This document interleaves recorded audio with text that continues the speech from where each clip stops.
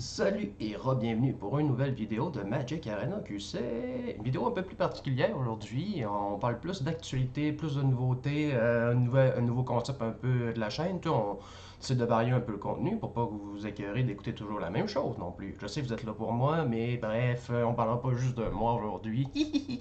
Bref, la news qui fait jaser pas mal, c'est le fameux Twitter de Magic qui ont dit, normalement c'était le novembre 18 pour annoncer certaines choses de qu'est-ce qui allait arriver dans le metagame, limite même peut-être les prochaines cartes, la prochaine édition, bref, des news. Mais là, oh, changement, nouvelle, ils vont faire le tweet le 21 octobre.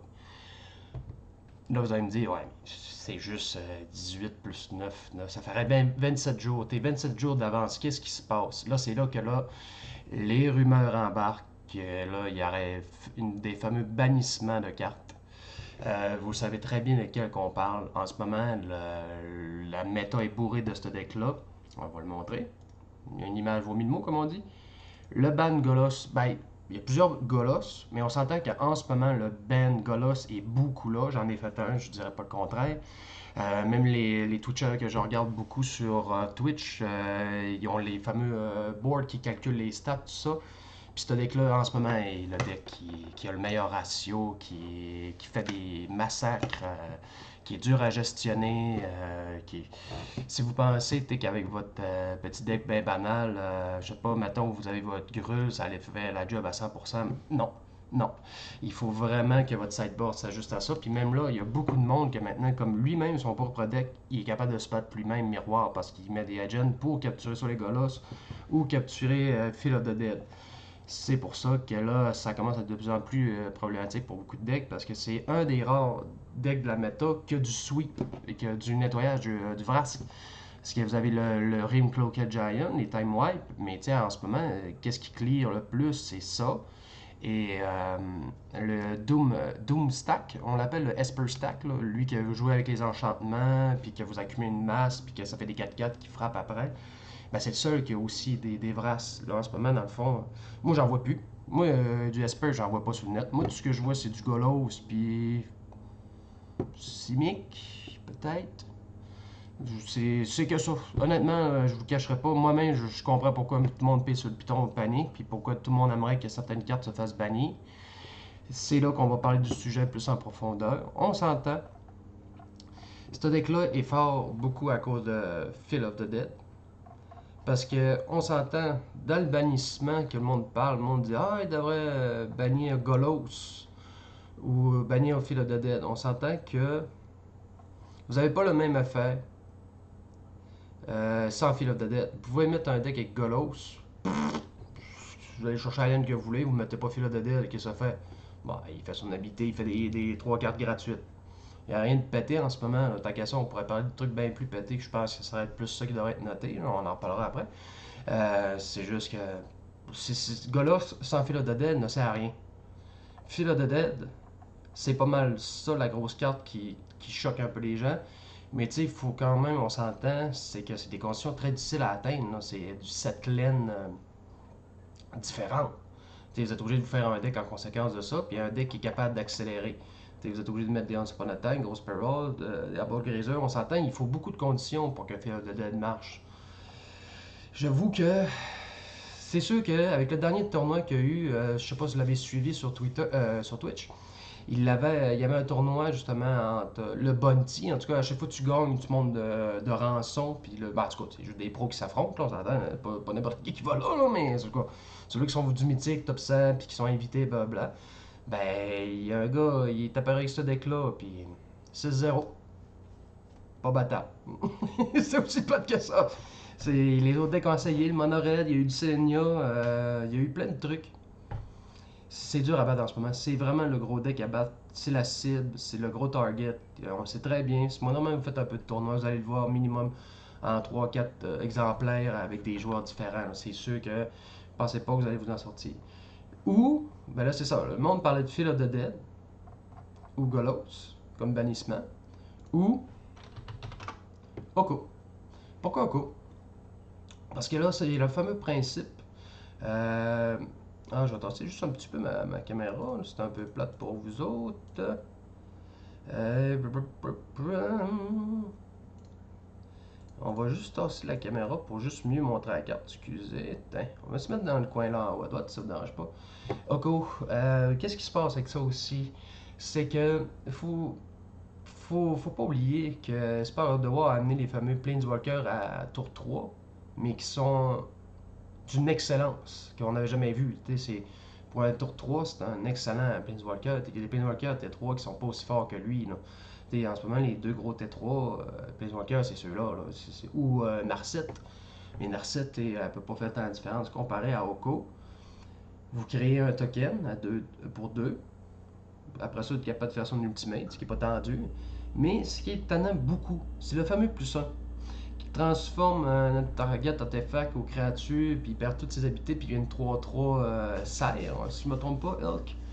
Euh, Deer, non, serre, c'est dire. Si, mon j'ai oublié tout le temps c'est quoi un Elk. Mais bref, c'est pas ça qu'on parle aujourd'hui.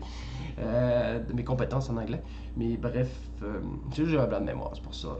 Mais c'est juste, imaginez-vous là, c'est que quand vous voyez une carte mythique, vous devez toujours vous dire, est-ce qu'elle peut jouer en commander? Parce que les créatures, les planeswalkers peuvent faire votre base pour faire un commander. Imaginez-vous ce gars-là en planeswalker. Faites juste y penser, je veux dire en commander, excusez, je me trompe tout le temps les mots, je sais pas pourquoi, ça sonne pareil. Imaginez-vous Oko en commander, tour 3. Le gars, il est intelligent, il sait que vous allez le gestionner. Il attend. Il sort pas son Oko. Vous dites, ah, ben moi, je vais jouer mon commander, tour 4, ou tour 5, tour 6, ou peut-être même un tour 3 aussi. Peut-être votre commander, c'est un tour 2, je sais pas. Il y a tellement de millions de commanders que le monde peut se créer. C'est ça qui est cool du commander. Mais là, le gars, ah bon, ben t'as sorti son commander. Il revient à son tour. Je le sors. Plus 1. Qu'est-ce qui se passe? Le commander vient de tomber une 3-3 Elk. On va me dire, ouais, mais c'est pas grave, mais il a tout perdu ses habiletés. Ouais, mais c'est pas grave, t'as qu'à le tuer. Ouais. Si t'es pas capable de le tuer, si le gars il a un 0-4 pour le bloquer à tous les tours, ben il laisse passer pendant 10 tours. Tu sais, vous venez de mettre votre commander, puis ça pue rien. Puis là, vu qu'il est pas mort, ben vous pouvez pas leur caster à 2 de colorless de plus. Tu comprenez un petit peu le problème, là? C'est pour ça que cette carte-là aurait pu avoir une correction. C'est le plus 2 create a food token, il n'y a aucun problème avec ça. Peut-être même plus 1 peut-être là-dessus, mais bref, c'est pas un problème. C'est le fameux plus 1. Ça aurait pu être un moins 1. Il n'y a personne qui va faire ah, il commence à 4, il coûte 3 rentrées. Il a une habilité à moins 1 qui transforme les créatures et les artefacts en 3-3 qui fait plus rien. Il n'y a personne qui arrête chialer là-dessus. C'est pour ça que je vous dis, c'est peut-être ça aussi là, qui va peut-être arriver. C'est des rumeurs, là. On s'entend, on spécule. Moi, j'en profite, j'essaie de faire des views avec ça, j'essaie de pomper un peu les informations comme on peut. J'essaie de m'informer. J'ai été m'informer avec Noxus, avec Aldrazi, tout ça. Le monde en parle un beaucoup plus sur le net. Faut aller parler en anglais qu'eux autres, mais sinon, c'est pas mal ce qui se passe en gros potin en ce moment. C'est qu'il y aurait ça. Mais c'est quoi? C'est Fire Invention?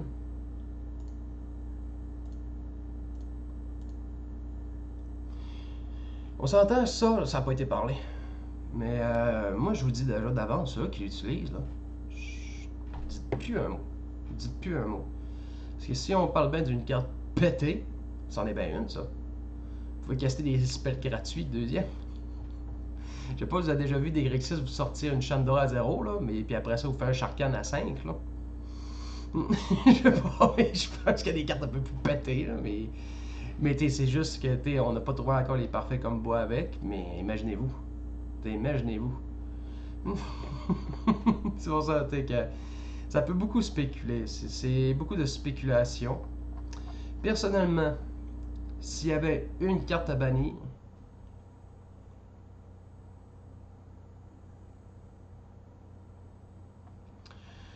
je dirais que ça pourrait être Feel of the Dead. Si tu bannis une carte, tu bannis Feel of the Dead. Parce que Golos va perdre toute son utilité. Ben, oui, il va être pratique dans certains decks, mais il va en perdre beaucoup d'utilité dans ce deck-là, principalement. Peut-être qu'il va se retrouver ailleurs, mais Parce que enlève Golos, Field of the Dead n'est pas un problème. Parce que j'ai vu que maintenant, Field of the Dead, il y a du monde qui l'optimise avec un. Pas un Témur, mais il y a 4 couleurs avec Yarok en Elemental pour être capable de mettre juste 2 fois Field of the Dead. Tu mets 2 fois un Yarok. Puis après ça, tu tumeules automatiquement avec beaucoup de cartes dans le bleu. Puis que dans le fond, vous mettez Jace. Puis il y a des decks qui l'utilisent de plus en plus parce que là, ce qui est en ce moment, vu que vous affrontez beaucoup sur le méta, il y a un deck qui s'appelle le mono bleu MILF. Puis dans le fond, vous faites juste vous vider. Puis le gars, lui, tu sais, il dit j'ai fait une armée de zombies, Tu les ramènes toutes de la main. Après ça, toi, tu vides ton deck et voilà, tu viens de mettre Jace. Et voilà, je viens de gagner la game parce que je n'ai pas pigé de cartes. C'est rendu ça, là. Le monde se trouve des petits trucs pour survivre, là. C'est ça, ce deck-là affronte n'importe quel autre deck qui a de la misère parce qu'un deck aggro va trop le massacrer. Mais vu que la mettons en ce moment sur le ladder, c'est. Sur 10 games, je l'affronte au moins 6 fois. Minimum 5, c'est plus, je sais plus. Je vous dis, je fais 10 games, puis dans toutes mes reviews, vous le voyez tout le temps. Je fais mon gars là, j'affronte un gars là, je prends mon monorette, j'affronte un gars là, c'est non-stop, non-stop. C'est pour ça que je vous dis, ouais, est-ce qu'il va vraiment avoir un bannissement? Je suis pas sûr. Peut-être même c'est juste des spéculations pour la prochaine édition, parce que je sais qu'ils voulaient peut-être remettre des anciennes éditions au goût du jour. Je sais qu'il y avait la thématique dévotion avec les dieux, tout ça. Le thématique Grèce, là, en tout cas, le thématique Rome, en tout cas, avec les dieux, les panthéons, tout ça. Peut-être c'est juste ça aussi la news. On va voir qu'est-ce qui va arriver. De toute façon, c'est le 21, dans 10 jours, on verra. Ou limite, j'en ferai une petite vidéo pour faire un recap de ce qui est arrivé.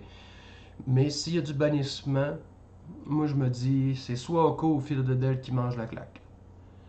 Mais c'est parce que si tu enlèves Phil of the Dead, c'est Oko maintenant qui est rendu à la mode. Puis là, tout le monde va mettre des Oko partout. C'est ça la fait. C'est ça la fait. On ne se cachera pas. Depuis qu'ils ont fait des Planeswalkers à T3 qui sont ultimate, ça t'a interféré détruit une méta à lui tout seul. Vous avez peur de jouer des compteurs maintenant juste à cause que vous avez peur de voir un gars qui a interféré. Aussi grave que ça, tu sais. C'est ça le problème. C'est l'anarchie des Planeswalkers qui est arrivée. Puis là, on en reçoit juste les répercussions. C'est l'anarchie. Les Nissa, les Narset, les Sharkan. Vous allez en voir. Tant qu'on ne sera pas rendu l'été prochain, ben, toute cette gang de Planeswalkers-là sont toutes dans la partie. Mais restons positifs, ça fait de la belle magie aussi. Alors, sur ce, je vous dis bonne fin de journée et à la prochaine vidéo de Magic Arena QC. À plus.